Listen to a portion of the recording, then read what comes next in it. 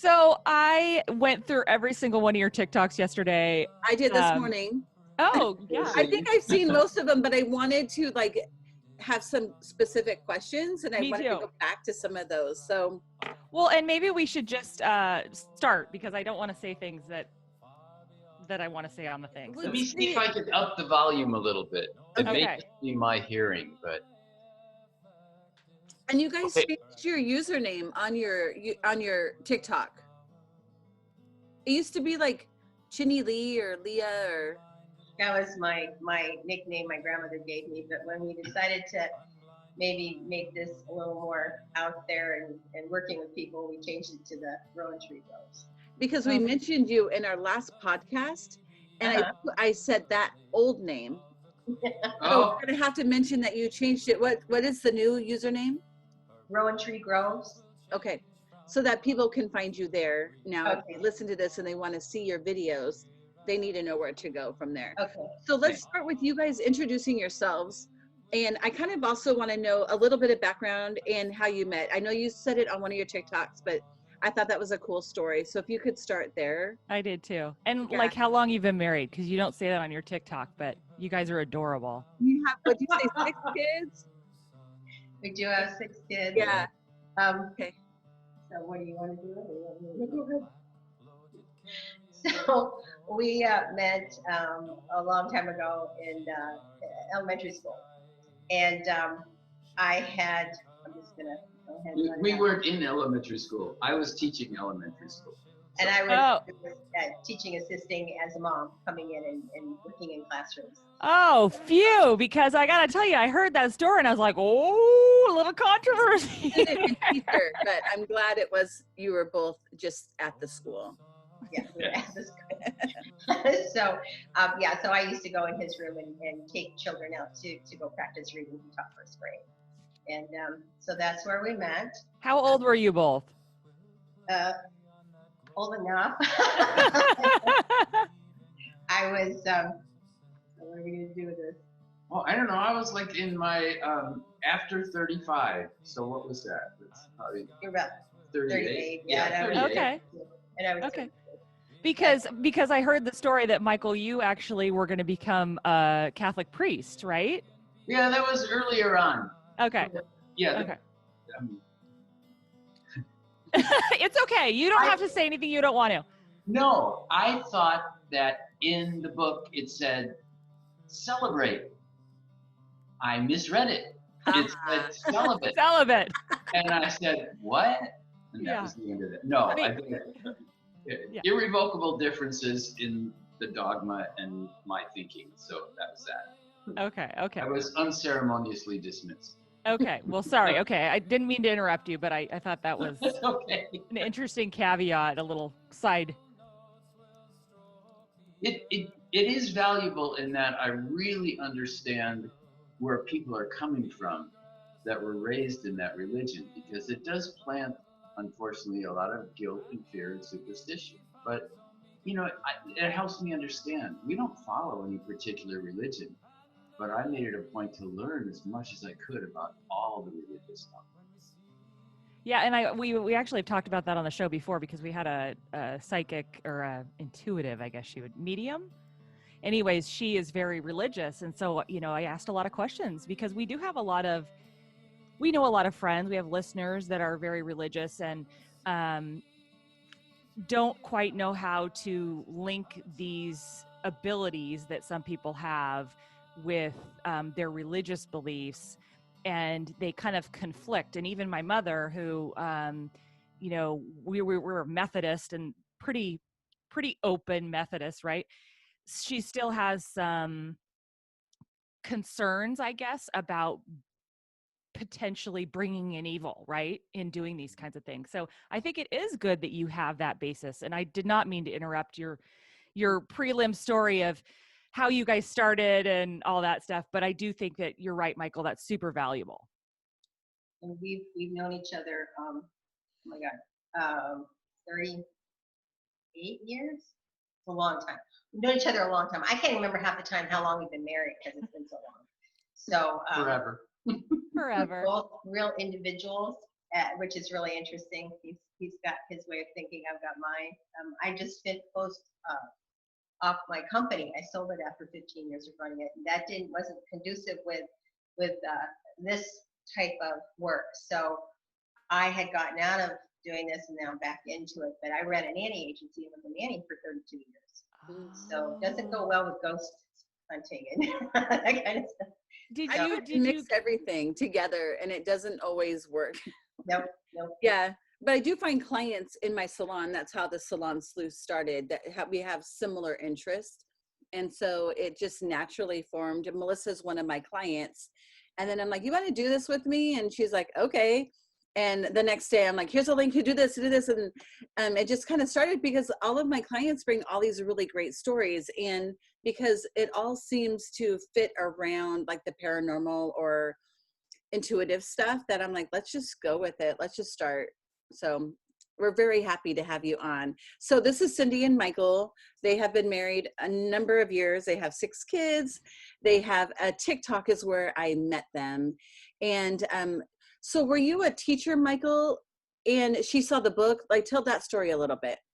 Okay, I was teaching first grade, but I have a bachelor's degree in world religions.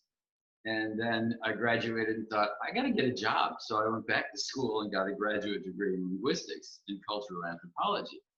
And I started working with students that were coming from other cultures and other languages and helping them acculturate to the United States. And so I was teaching ESL classes in first grade. And Cindy was this amazing teaching assistant that would come in and beautiful. Don't forget that, Michael. Oh yeah, yes indeed. Easy on the eyes. Oh yeah. And so I just kept monopolizing her time and saying, "Hey, could you come and help me today?" And we got to talking, and I had a book on my desk called "The Other Side" by Bishop James Pike, who lost a son to suicide and made it his mission to try and figure out if he can communicate with people because he wanted to make sure that he was at rest and peaceful and had worked things out. So I had that book on my desk and she said, "Oh, are you interested in that type of thing?" And I said, "Oh yeah, this is like one of my major interests is communication beyond barriers."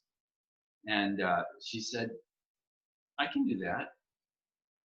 Well, and I had just started doing it about that year. I mean, I had stuff happen when I was a kid, but my sister brought up the psychometry class we had been taking. So I hadn't told anybody that I could do it, but it just felt, it was almost like I had a vibration go through me. It was really odd, so I just blurted it out. And that's how it started. So he has the knowledge, I had the gift, and we went at it. Started developing it from there because I was a little bit nervous about it because I thought people are going to think this is so weird. And I had goals to reach. I wanted to channel. I wanted to do it all. And I thought I didn't have anybody to really help me with that. So we worked together on it. Now, Michael, one of my questions was, did you have these gifts at that time? I think everyone does. I keep hearing that, Michael, but I'm not sure about myself. It's like learning a language. It takes some practice, and sometimes you have to literally go to the other country to get it, to get it right. And people that have near-death experiences, they come back with that. So I think it can be developed. And yes, I had gifts, but they were sporadic and spontaneous. I couldn't say at all they were developed. But Cindy helped me with that because she was just there. I have to say, when we started working on it, I started with the automatic writing with him because I'd already done the psychometry. And I would get so tired and it hurt here. I didn't know anything about psychic phenomena or anything. So I said to him, "God, it hurts here." And he said, "Well, that's where your third eye's supposed to be." And I'm like, "Well, I didn't know that." And I would just get tired. I'd fall asleep doing automatic writing. And finally, we got the communication. Speed it up. Speed up speed up how you do this because they work at a much faster, what would you call it? Scientifically, it's called nutational rate. It's the speed of the atoms that are moving. I mean, that's the best we can come up with. But it's at a different level. Can you, Cindy, for our listeners, and I don't know it either, what is automatic writing? I do know what psychometry is. That's like vibrations through an object, correct? But I Right. don't know what automatic writing is when you speak of that. So automatic writing is you just take I used to have a notebook, and I would close my eyes, relax, and just start writing. And it wasn't me writing; it was somebody writing through me. I wasn't real impressed with it. Okay. It would sometimes they would go on and on about stuff that really didn't apply here. And so when you get on TikTok or anywhere else and you hear people talking about the Akashic records and all that kind of stuff, yeah, it's great, but you really can't apply it into this dimension, into this life. So it was fascinating gibberish as far as I was concerned. So Is it almost like, I'm trying to make some association in my brain, almost like you're hearing another world's radio stations, but you have no context for what they're talking about, or? Are you no, it's translating? different than that. It's different than channeling. Channeling, I'm right there, and I let people talk through me, but I'm not gone. I don't go into a trance. I don't let some person step into me, and I don't remember anything. Automatic writing is I'm writing, and I have to not think about what you're writing. You're just writing, and so you have to. I close my eyes, which makes it really interesting to try to write while you're closing your eyes. But you're letting I used to contact, try to get like a source that was viable. I wouldn't contact particular people like Abraham Lincoln or something like that. Yeah. But I would try to get somebody that was safe and had something to say. But again, it just wasn't applicable. So I used it to build up my muscle. That's what I call it, is my muscle. And used that notebook after a while, not for the automatic writing anymore, but for drawing pictures of events to come, which is where I have that picture of when my mom and dad were walking through the golden door. Yes. And a date on the door, and that's the day my mother passed away. So I did continue to use that book, but more it was for sketches. So that was one of my first questions that I wrote down after watching your TikToks, is a story about your parents. I would love you to tell that, because I actually, and I don't know, Michael, if this is part of my gift, but I did get full body chills when I heard you tell that story. So I'd love to know why sometimes we get full body chills, as well as I would love you to tell that story for our listeners, because I thought that was just touching. I think it resonates. I think that it's something that resonates through you. That's why you get those vibrations. I call them vibrations, energy charge. When I read things, I'm just tapping into your electricity. That's all I can think it is, because I don't know what else in the heck would be. If I read you without knowing you, I always feel like it's way too intimate, and that I'm going to meet you someday and you're going to go, you saw me and I know you did that. And I would meet people later and they don't quite look as how I saw them, and they never know I did it. Yeah. But it always feels very intrusive. So the thing with my mom and dad, my dad had diverticulitis and he was rushed to the hospital. My mom called me in because they decided I know when people are going to die, and generally I do. So I walk into his hospital room and my mom tells me he just had the surgery. The doctors are concerned his intestines were collapsing, and they said he won't make it through the night. We have one more night, and we're going to have to go in and do something else, or he's going to die. So my mom said, do something. And I'm like, what do you want me to do? She goes, visualize. I go, well, I haven't done that before. Okay. So I visualized. I was going through him with Pepto-Bismol, trying to cool things up and open it up. And I thought, this is ridiculous, but whatever. It's my dad. I'll give it a shot, right? Yeah, I'll give it a shot. So she said, I also want you to do a reading for him and see if he's going to retire, because his retirement was like in 2 months. And I thought, okay, Ma, give me all this stuff. Let's see, I'm ready for it. So I drew the picture of them walking hand in hand through this. I saw it as a golden door with people walking behind them. So I thought, okay, it's everybody going through retirement. And the date I saw for it was June 11th. The thing my daughter just pointed out, which I didn't realize in the picture, my mother was missing her hand and her leg in the picture. I just didn't sketch them. When my mom passed away, she was missing her hand and her leg. I just noticed that in the picture. My daughter said, didn't you ever see that? And I said, no, I didn't even realize I'd done it. And why was she missing her hand and her leg? She had Raynaud's phenomena. When you have Raynaud's, it's when your body pulls blood from your extremities because they're trying to get it to your core and keep you warm so you don't die. Well, hers was. I have that. I have that. Well, it does it even when you're not cold. It does it automatically. And so what it does is it will pull that away from your hands. Hers was called Raynaud's phenomena because it actually enacted and caused her to lose limbs because of it. And my mom was full of energy and she was a hip and a half. And so it was hard to see her. My mother wouldn't go. My mother stayed forever. My dad passed away before my mom. In fact, my dad passed away today, 14 years ago. So it's been gone. Condolences. And so anyway, that's how it happened. And I didn't realize I had June 11th on it till I went through that book I used to do sketches in. And I didn't realize she was missing her hand and her leg in the picture till just recently my daughter pointed it out. And I thought, wow. Weird. So this is just a real weird thing. Yeah. And you implied, and I don't know if I got this right, but that your mother and your grandfather also had these talents. Do your 6 kids? Oh, pardon? I was going to say, and how about your kids? So my mom could hear people's thoughts, and she was somewhat empathic.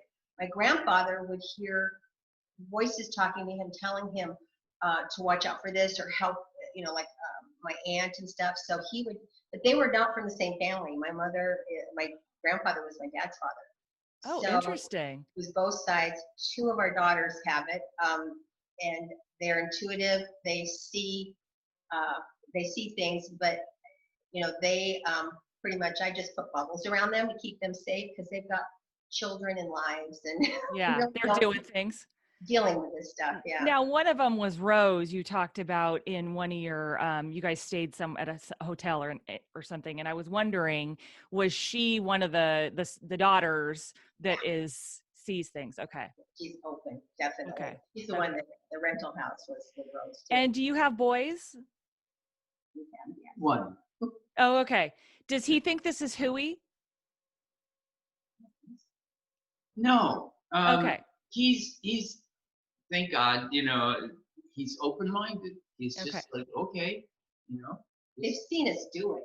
And they've seen us do it accurately. So he's like, Because I have a son, and my daughter's very open to it. My husband's very open to it. My son is very scientific. He's like, Mom, if all these spirits, people are born and then the spirits go up, what about population growth? Like now we have all these more spirits than we have bodies. And, he gets all scientific on me. I'm like, I don't know these things. Well, the problem with trying to explain something that's beyond time and space. Right. In a temporal spatial context is you can't do it. Right. I have an answer. It's just a made up answer. It's my observation. Good. I do believe that spirits can fracture. So if you have a spiritual energy in you, that when you go back to whatever our source is, I believe you can fracture and do more than one involvement. I've heard that. So that's what I think. I've heard that, but then he's saying then you have more spirits than you actually have bodies on the earth. So how does that work? But he's thinking earthly. It's beyond that. Like he's trying to put it into a category, and there is none. It's just open. Have him think of it as if we have a source of energy, like a light bulb, and that the energy that comes to that light bulb it goes in many different directions. So you don't have to have just a certain amount of energy and a certain amount of light bulbs. There's a whole lot of energy that can go into different light bulbs when needed. So I believe the energy gets stored. I believe people, when they die too, have to kind of go through a detox. Yes. Kind of like, I've heard that. Yeah. And we've heard that too. So, I mean, that's what's been told to us. We've encountered that. So just tell them that the energy that we are I don't think we're separate. I think we all come from the same source. And so how long do you think the detox is? Detox, I used to think when people die, because people are always saying to me, can you contact my dad, contact my mom? I said, how long have they been dead? So sometimes people's detox is up to 6 months. Sometimes it's only 2 months. And then we've got others that could be a long period of time because they had such difficult lives. So I always tell everybody, I'm not going to contact somebody who just passed. The only people I contact that have just passed are suicides. And that's because they're usually traumatized. I don't think they it wasn't their time to go. I've done this more than once, and usually they're lost. They're just panicked. Remorseful, right? Pardon? Remorseful is kind of what I always hear. I think surprised. Oh, surprised, not remorseful, more surprised that they're gone and that they don't know where they are. They don't know where to go. So usually I try to lead them where they need to go, and they're going to go through detox just like you will. okay. But I said, I don't know why it happens other than it wasn't their time. Yeah. Their bodies weren't supposed to be going yet. So they're kind of like, they're not being punished. They're not being ignored. They just mentally weren't prepared to really go. I was going to say, Michael, with your religious background, is that sort of what is referred to sometimes as purgatory? Boy, it's hard, again, to categorize things that neatly. But yeah, it's like, in a sense, it's a chance to, I mean, if somebody's in shock, okay, Yeah. you give them time to recover from that shock in the physical body. It's sort of like that for the spiritual being. You're in a bit of shock. You know, you're not ready to move through different levels, and you know, you're not ready to encounter your life or its repercussions or where you're at now. You just need some time to chill for a little bit until this comes back into focus. I guess where I come from with that one is I hear so many stories, like your parents, the story of him bringing her through the Golden Gate, or, you know, I know with my father, someone has told me that my grandmother was there and his mother was there for him, right? So you get these stories of, you know, people being there on the other side to greet them. And so what about those people with suicide? Is there nobody there to greet them and bring people in? So I've called people in and said, who do you want? You're gone. You're dead. I'm here. Yeah. I'm going to call somebody in and we're going to get you taken care of, because this is kind of morose. But one of the people that I went to find, she was still in the the doctors are going to do autopsies. Yeah. Oh, the morgue. She's still in the morgue, and she was inside the box she didn't understand where she was. So I called in immediate relatives and said, get her now. You know, come get her. So they did. And then somebody else was trapped in, I don't know what this is that I see. It's like a tunnel that you go through. And they were lost in the tunnel. They didn't know where they were supposed to go. So I took them to the end and I said, I want you to step through here and they'll take care of you as you get through. But it's like they're confused. I don't know why. I mean, I'm just saying they're confused. I don't see them in purgatory as much as they didn't have the preparation. I don't know if that happens with sudden death, like an accident or a plane exploding. I don't know if that happens then. I haven't gone to help those people. But the suicides, I usually can see them coming, and then I usually go help. And it's like, it's a weird gift. Yeah. I don't know what else to say? There's another correlation here between our physical knowledge and Cindy's ability. I have a nursing degree, and I studied with a lady called Elizabeth Kubler-Ross, an amazing doctor who actually began to look clearly and scientifically at death. And there are stages that you go through. And basically one of the stages is to take care of business so that you're not afraid to leave. And what I found working with Cindy on these types of situations is people who leave before they take care of business have a lot more to deal with when they make transition. Oh. So, I mean, you've done a lot of things, Mr. Michael. Yeah. Oh, my little encyclopedia. Yeah. I love people like that. You get to put it all to use, which is kind of nice. Hey, Cindy, I wanted to ask you, you explained on the TikTok how when you see a spirit out of the corner of your eye and you put it together with a fan. So I really loved that idea. Can you explain that to our listeners? So I just noticed this probably about 5 years ago. I was sitting in the living room and I was looking out the window, and like right now I can see the fan in the corner of my eye, and I thought, I can see each individual blade. But when I look right at it, I can't. So your periphery vision slows things down.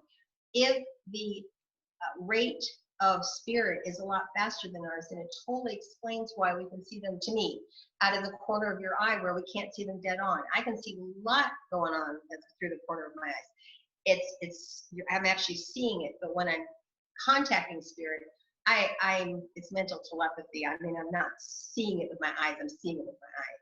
So I let people know that if you do look at a ceiling fan from the corner of your eye, you will see those individual blades slowing down. And I think that's what our periphery vision does. And I loved how you explained that. Well, that's my scientific explanation. Well, to me, this is a science. I don't look at it as a gift or anything. I look at it as when we go into houses to search for what's going on. It's a science to me. It's not spiritual. It's just not. It's different to me. Notice too, when she reads people, she won't look directly at them. I mean, there's two reasons for that. One is you're not reading body language for cues. The other is that, I don't know, I think you tilt your head to one side and it's almost like you're seeing them in a different way. Well, it's also like your body language will tell me a lot if I'm doing a reading. Like you're nodding, or your eyes will open wide, or you're be like. So I tell you guys, don't move, don't breathe, don't say a word to me. I don't want to know what you're thinking. If I'm wrong, I'm wrong. I don't like it, but I can deal with it. But I said, I don't answer if I say, gosh, are they wearing pink slippers? Don't say, oh, sure, they wear pink slippers. Just don't even say it. Don't. So I always have to let people know, don't talk and don't let me know if I'm even on the right track, because if I'm wrong, give it to me after. I can deal with it. So your relationship is really interesting. And one of the stories that you talk about is when you went to Oregon, which we're from Oregon, whoop, whoop, and you help a 3-year-old boy. And I'd love you to talk about like how you two kind of have teamed up, because it sounds like, Michael, you have some, I'm going to call them abilities for lack of a better word. I know you're saying it's science, but I don't have these abilities. So You're right. It's a combination. Yes. Yeah. I praise anyone who does, but how do you guys team up and become a pair? That was kind of an interesting story to me. It was a 3-year-old boy in Oregon that had spirits or friends, right? Imaginary friends. And you say that one of them had become aggressive. So why don't you talk about how you guys teamed up to take care of this? We'd gone to Oregon doing readings, and we used to do readings together. So he would use tarot. I can't use tarot or anything else because I get easily distracted with pretty pictures. So he would start the reading, and he could read tarot. I can't anyway, because I get distracted. And then I would finish up by just reading the person while he's working with them. Okay. So we used to team up like that. And then the mother came to one of the places we were doing readings, and she asked us about her son and told us what was going on. And then I'll let you take over. Just, and I want to interject one thing. I don't really read tarot because I don't think the cards tell me anything, but it's a lot like what religion, there's something spiritual going on, but they have like candles and vestments and motions and incense and stuff to signify that. So it's just like an external thing to do while the spiritual thing's going on. So, Whoa. You confused me there. So explain to me then how the tarot cards work for you. I need a little more. I need the dots closer together, Michael. So when I read tarot, it's not the cards telling me something. It's feelings I get from the person I'm reading. And the cards just give me a way to explain it to the person. Oh, interesting. And I know a real tarot reader would just chew my head off for that. And I realize that. But that's just the way that I use it. Yeah, and I think the cards do correlate. They do. But it gives me a way of saying, oh, see this person's doing that. Well, that relates to where you're. I have a funny one to tell you before we go back to the 3-year-old. We were at a reading, and this lady came over, a little lady about 50, 60, and she sat down for her reading, and Mike starts out with a tarot, and I could tell he was struggling. He just kept looking up at me, and I'm like, I realized he wasn't getting anything.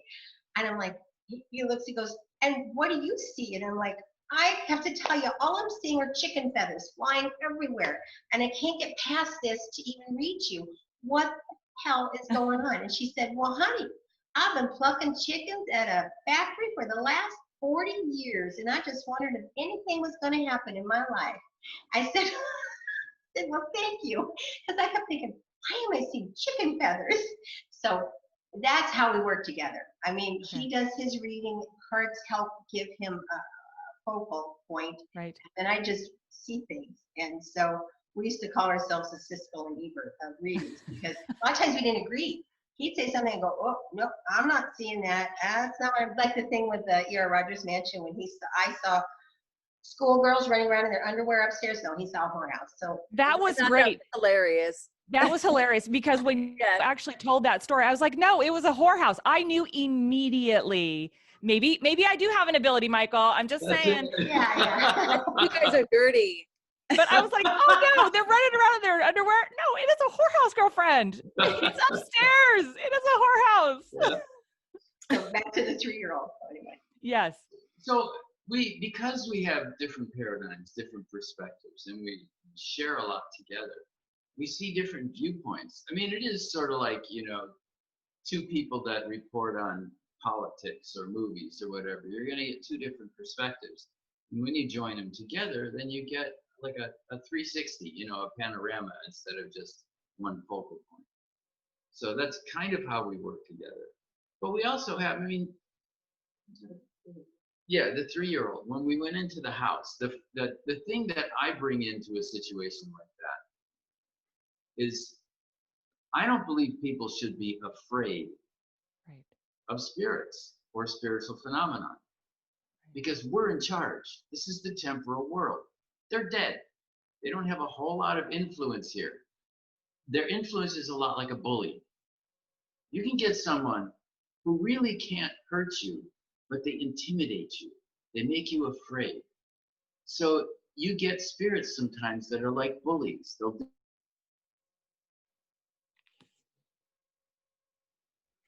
Whoops. Hold on, Michael.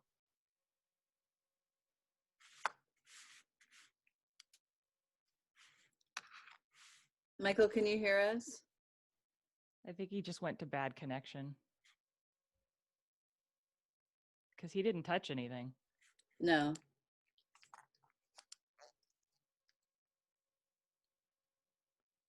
Can he log out and log back in? He should be able to, yeah.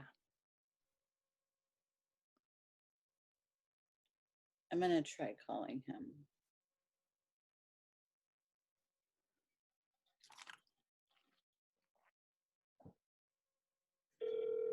Oh, there he goes.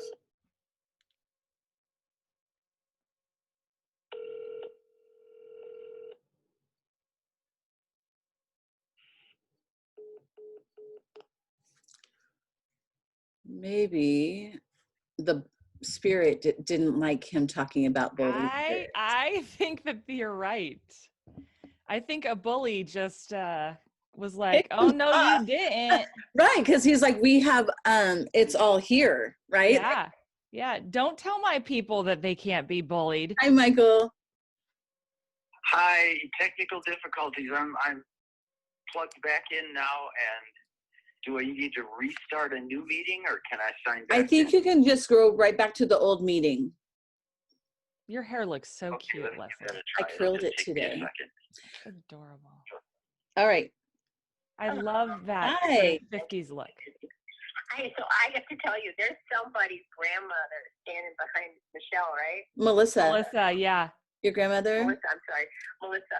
Yeah, it's a grandmother, I think. She's been standing the whole time. Does she have white hair? Does she have white hair? Huh? Does she have white hair? It looks like it. I mean, everybody, it just is a natural assumption somebody's going to have gray hair or lighter hair, but she's, I'm assuming it's your grandmother. She's old enough to be a grandma. She's not, she's just on your right side. She's been there the whole time watching you. She's watching you. Yeah, it's probably my grandma. Melissa always has people come visit her. She's my spunky grandma. We were just laughing because go ahead. I was gonna say she looks like she's about 5'4" to 5'6", and not heavy, but she's not a small woman. She's kind of in between. She's not slight. I wouldn't call her slight, and I wouldn't call her hefty. And she has a dress on, and she looks formidable. Like you wouldn't mess with her. Correct. Like, if her kids or anything said, gee, Mom, no. Oh, hell no. Don't go there. Anyway, I just want to tell you, she's been behind me the whole time. That's why I keep looking off over your shoulder. Hi, Grandma. She was the matriarch of the family, and she was a very strong woman. And yeah, That's cute. Yeah, it shows.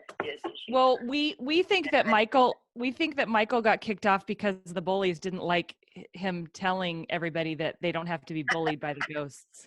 Like, I thought that was really interesting that's when it gets kicked off, is when he's talking about that, we have all the say here in this world where they're just spirit, they're dead. And then it's like, nope. Yeah. I thought that was really funny. Yeah. He's got a question. Okay. Here, I'm going to give you back to him. He's got a question. Okay. Screen says, please wait. The meeting host will let Oh, you I got know it. soon. I got you. Salon Sleuths Okay. Personal. We're on. You'll probably have to mute yourself again. Okay. It's coming on here. There you are.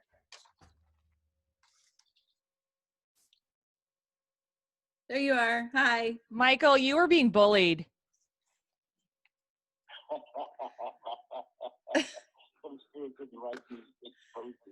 They did it.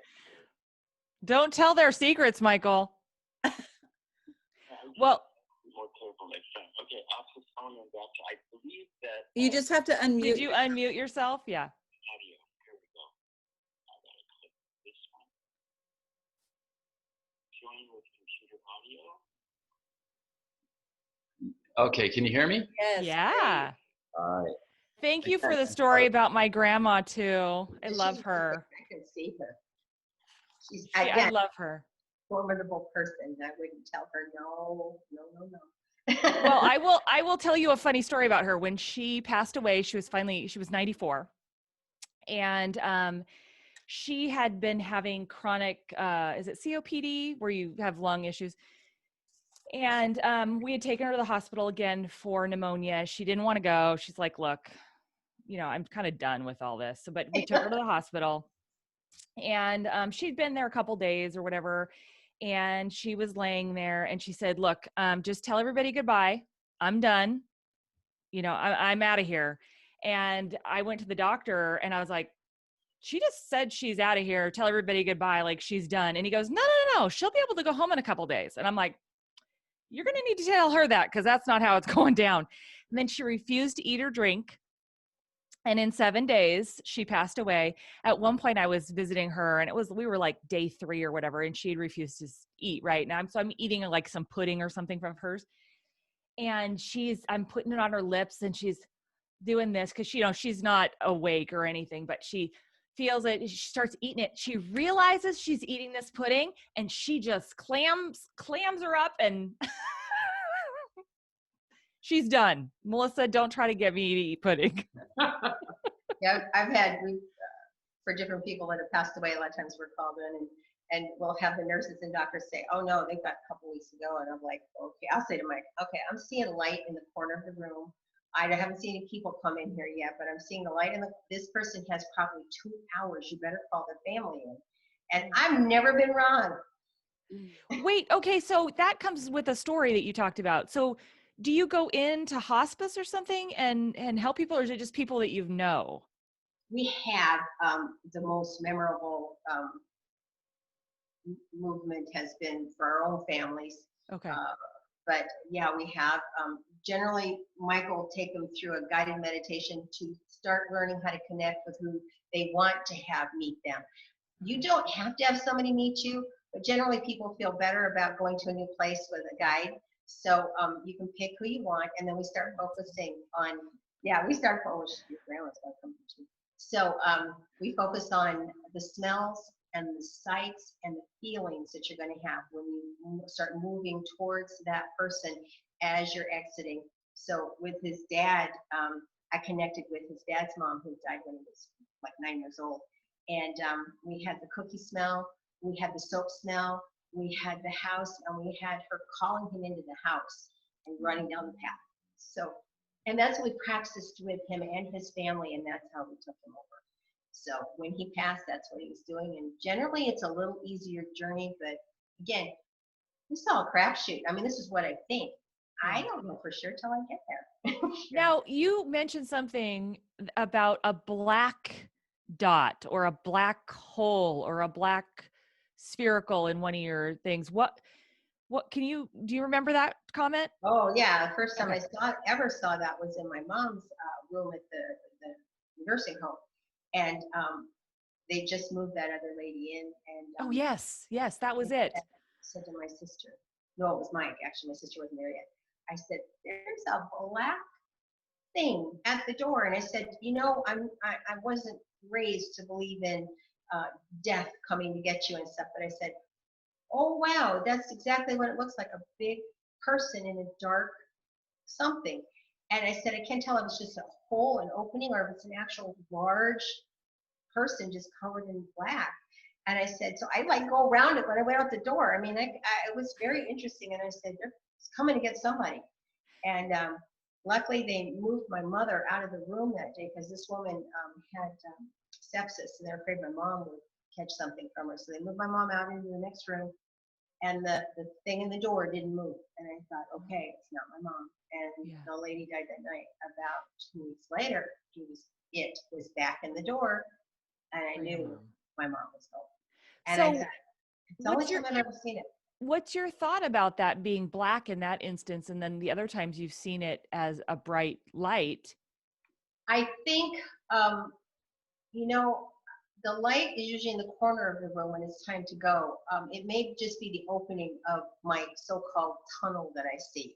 Okay. Maybe it's that opening. It wasn't actually a person. It just, I think in your mind, because we've gotten so much information as children and adults of what we're supposed to see, I think it was just probably the opening of where the light is going to come into the room as time.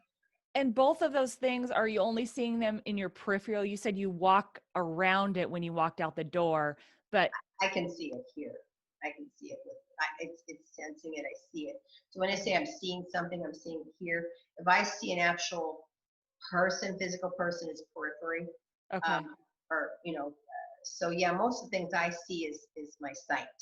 And Okay. What about when you had the story where, was it your mom's friend that you had a whole conversation with? oh yeah, that was totally three-dimensional. Yeah.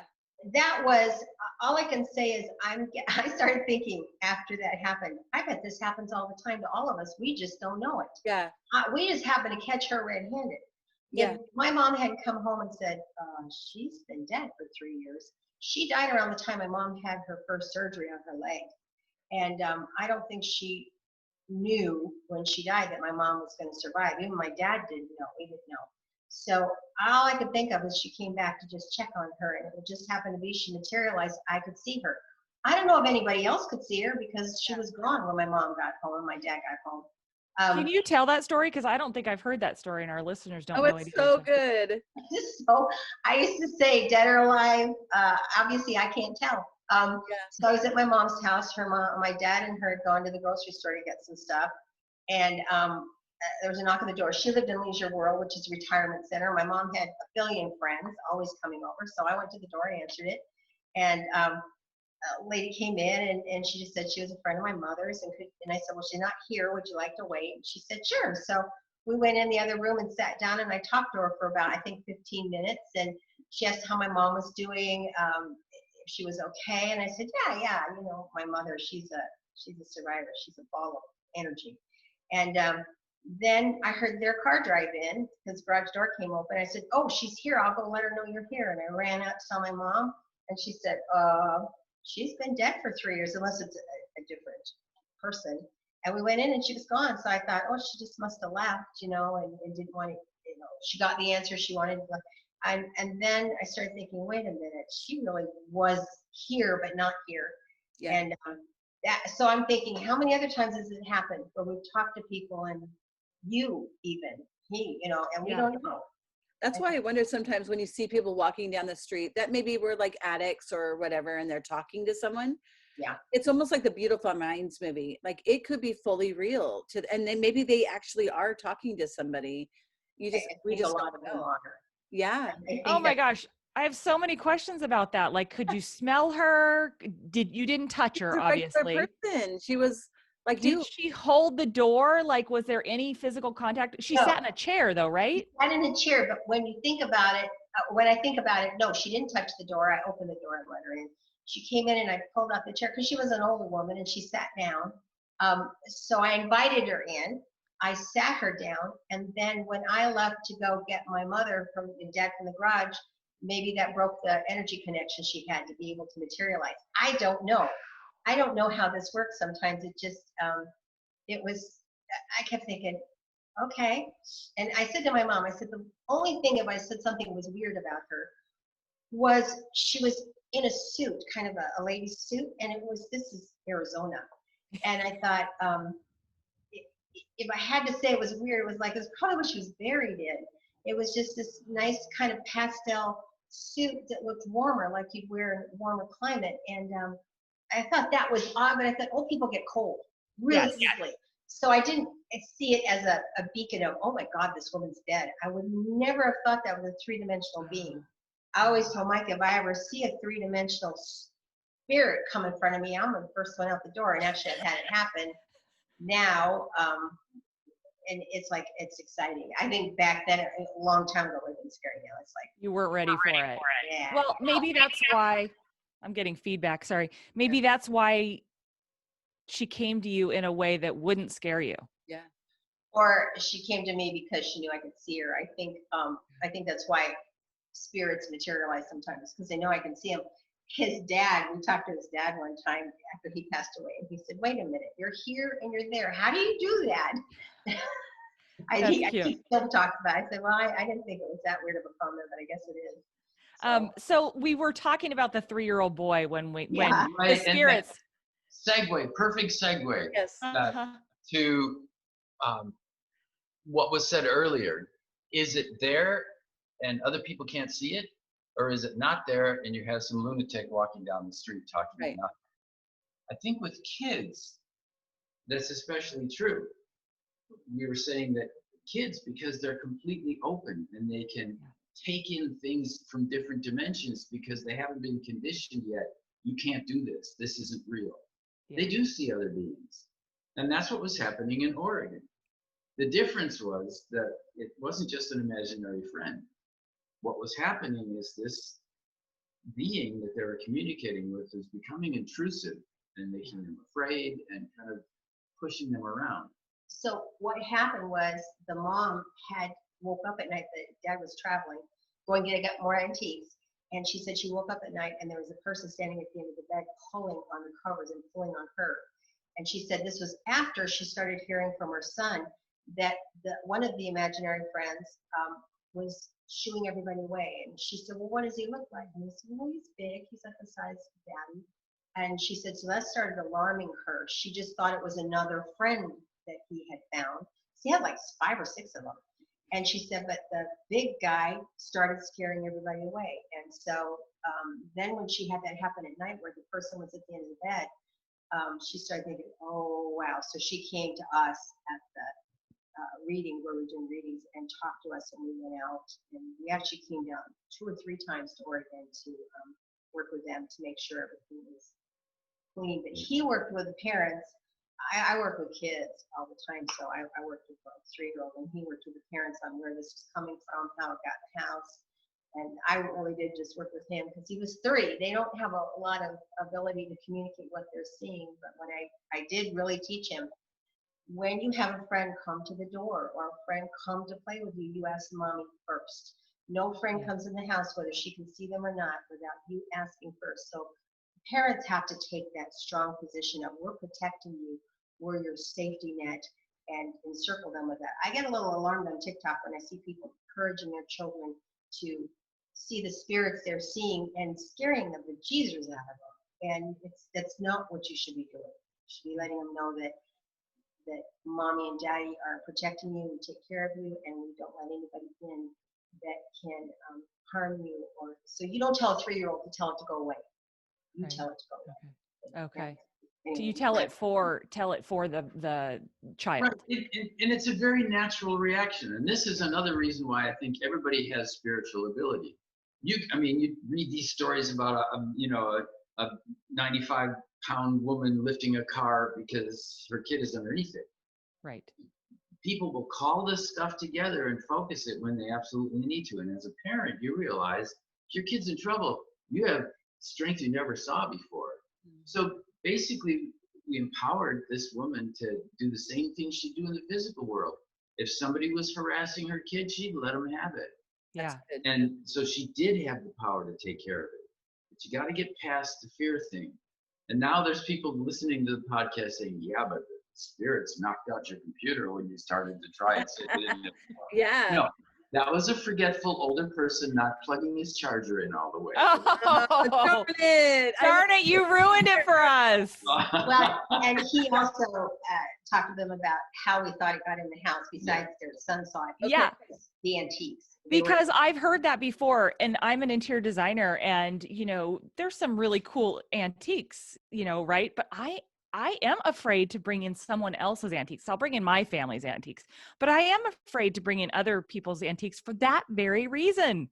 Well, I tell people, if you want to bring in antiques, what you do is bring them in, clean them up lovingly, tell the person that owned it before, the people that owned it before, that you're now the new owner and that you appreciate this antique and that you're going to take care of it. It's now a piece in your home. So you have to be afraid of it, but I would, with every piece you bring in, establish that you're the new caretaker of this particular. Okay. We have some really old antiques, and so you just clean them up and lovingly announce that it's now in your home and that people can come see it if they want to, but they're not to interfere. And Michael, were you able to figure out which antique it was in the house? Yeah. Okay. How did you do that?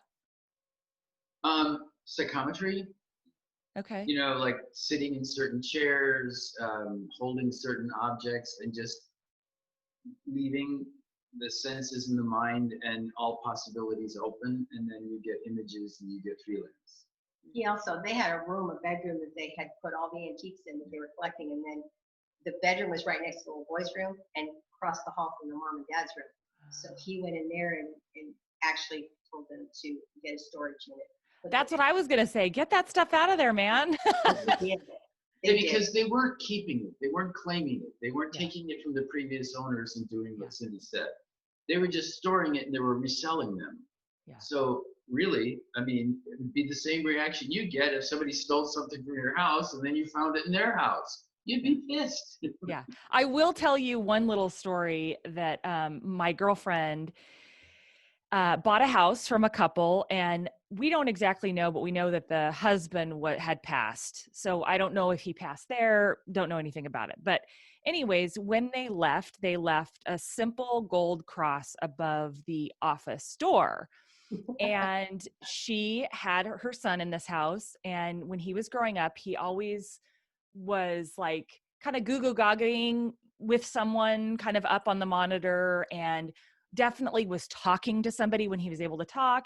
And then socks would be moved around the house and things like radios would be turned on downstairs and everything. And I became convinced that he was still there and likely in that cross. And I said, look, he just wants to go home. He wants the cross to go back to his family. Like, they were very Catholic and everything.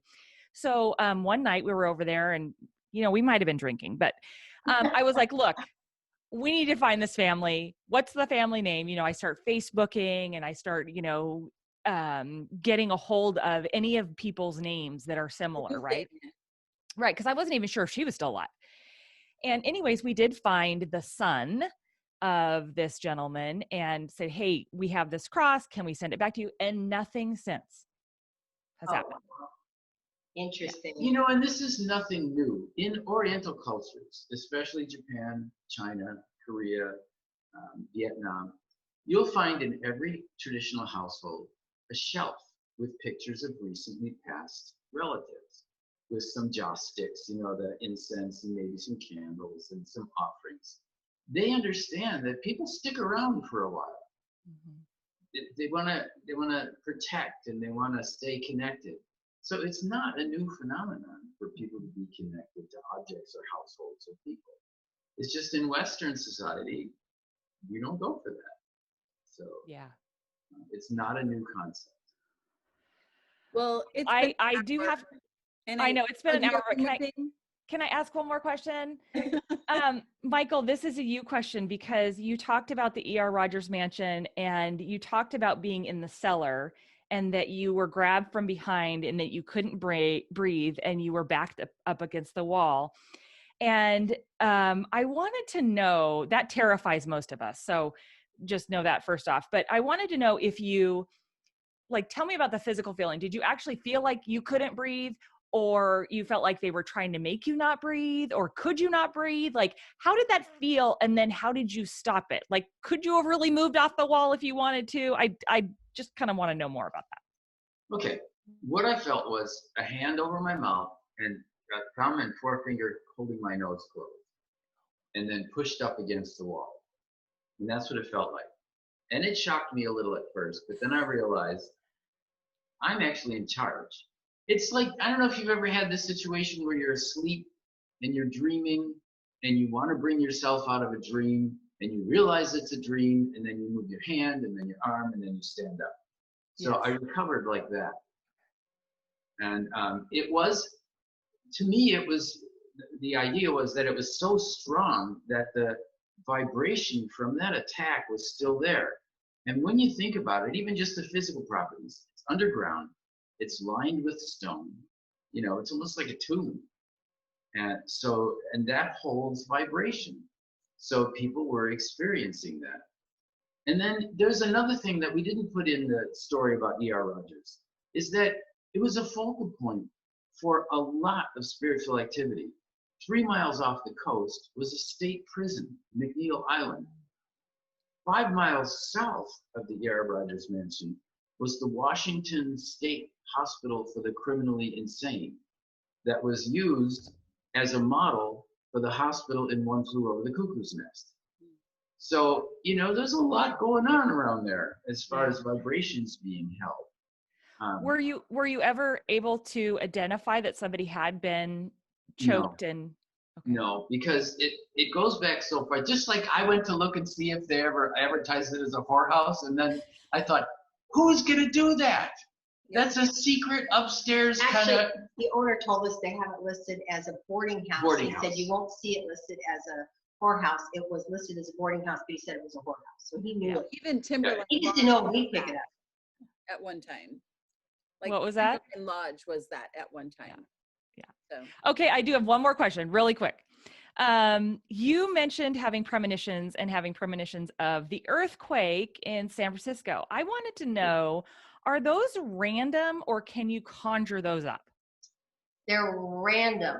They're random. They're so clear. I mean, even when I saw the one in Hawaii with the top off there, I thought, there's no way. We were actually on the island that it flew out from. So I think that's why I just happened to be there and receptive to seeing it. So I think with San Francisco, my mother was born there. My grandfather grew up there, has a house still in Berkeley that he built with his brothers and dad. And then there's, like I said, a cemetery has been put up in that's where the cemetery is that my grandfather's dad donated property for all the people that died in the San Francisco earthquake. So I think I have connections, and that's why I got it, because I was in Washington State when I saw this. Okay. And it was right on the button. I nailed it, and it was weird, and it was within 24 hours of it happening. Most of my visions are within like just hours, if not a couple of weeks. That's what I was going to ask. Is there a timing to that? Like, is it going to happen, you know, in hours? Is it going to happen? That thing, that was the only time I saw something that was way off. But yeah, these disasters that I see are usually fairly soon, and can't do a dang thing about it. That's right. You can't. Like, I'm going to call the airline and say, well, we got one of your airplanes going to stop, or there's an earthquake. Everybody says there's an earthquake going to happen in San Francisco. Hello. Yeah, so, exactly. Or the man trapped underneath I think it was Oakland Bridge collapsed on one end at where the freeway is, and he was in there, and I could hear him. And I said, I hear him crying for help. And I said, they're going to stop looking. I think they've got everybody or can't get anybody else out. And I think it was in there 3 days. And they got him. They got him out, but he died after that because he was dehydrated and stuff. So I thought, wow. I couldn't call. I could call and say, oh, by the way. Well, they got a nutcase on the phone. Yeah, they'd say, well, when is it going to happen? And you'd go, well, I don't know. And then they go, I don't know. And there's nothing you can do. I mean, there's nothing they could. What, are they going to evacuate San Francisco? I think the thing I don't do is if somebody wants me to look for somebody who's missing or kidnapped or whatever, unless they passed, I won't do it because I panic. and I think I've got to do this right. I've got to do it now because they're going to die. So I won't do it unless they're already gone. And then I can do it peacefully and gently and try to find where they are. So I don't do that very often because you don't want to get linked with that. If you have too many details and are too accurate about where a body is, you can be implicated. You're a suspect. Well, I was wondering if that was kind of a thing, because we've talked about a couple cases and, kind of researching them. And then I'm like, okay, well, is somebody going to think I'm the wackadoo? I mean, I was maybe 10 when this happened, but I mean, I can see that, how they're like, well, how do you have so many details? I don't know. I don't go there. I'm not going to play that game. Yeah. Well, you guys are absolutely delightful. I have one question. Do you guys astral project? I think everybody, I don't do it on purpose. In fact, I think sometimes when I'm seeing things in the future, I'm probably, maybe we're all time traveling when we see future events, or we're astral projecting in our sleep or whatever. I don't see these visions when I'm sleeping. I see them when I'm awake. So I think we do it. I don't do it on purpose. It's not an interest of mine, but I'm pretty sure I probably am. I just don't do it on purpose. Well, Michael mentioned like when you're sleeping and you realize you're sleeping and you move your hand. I'm like, I don't think I can do that. I think that's a skill. And I thought that's like when you can control your dreams like that, that's part of astral projecting. And that's why I had asked. Really? I've had that before where you're like, okay, you're asleep and you're in something. And I'm like, okay, I can move a hand. I can move. I've had that before. I didn't think that was astral projecting though. No, it mostly associates in my own mind with is I've done a lot of Buddhist style meditation where you move in and out of certain realms. And once you realize that you can control that, you can move in and out. So, I mean, is that astral projection? Maybe it is, but realizing that you are in charge, you can move through different levels, helps on a lot of different dimensions. And it is like coming out of a dream. You realize, this is my body, this is my dream, I can bring myself out of this. And just like if you feel, accosted by spiritual fear or any of that stuff, you say, wait a minute, I'm here, I'm in charge. That's it. So, I mean, is it projecting? I don't know. A phenomenon can have a whole bunch of different names. Yeah. I was going to ask you, would you mind if I put some of your music under our video? Oh, I love it. Okay. What I also wanted to ask you is I wanted you to sing a Johnny Cash song. Not right now. You don't have to sing it right now. Not right now. Like do a video with one of his songs. Chris Christopherson, is that good enough? I do love Chris Christopherson. I don't know. Maybe I'll. When I heard you, I was like, oh, Johnny Cash. Which song? Which song? Well, there's only one song that I really know, and is it called Broken or Hurt? I love that song. Oh, Hurt. Okay, I'll look up Hurt. Yeah. Because when I saw that, I was like, oh, you have a great voice. So I was like, and I love that song. I was like, oh, I want him to sing that song. But I do want to lay some of your music underneath these videos if you're okay with that. That would be great. And okay. Chris Christopherson, I do a really good one of Help Me Make It Through the Night. Okay, let's hear it. Put it on there. He's not letting you know he's got a tremendous background in music. He actually started a band at 20. He used to sing with Dan Fogelberg at one of their pubs that they performed at. They were all trying to start out. And we actually had one of John Denver's best friends after John Denver died.